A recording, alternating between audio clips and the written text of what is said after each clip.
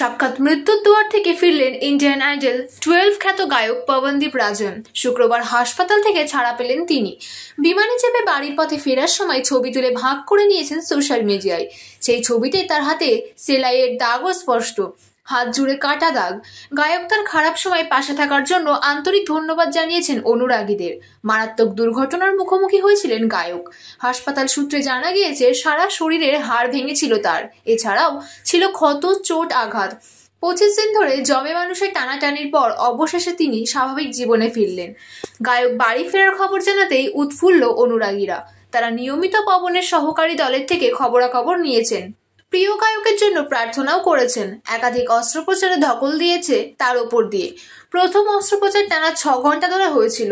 সেই সময় গায়কের কিছু হাড় জোড়া লাগিয়েছিলেন চিকিৎসকেরা।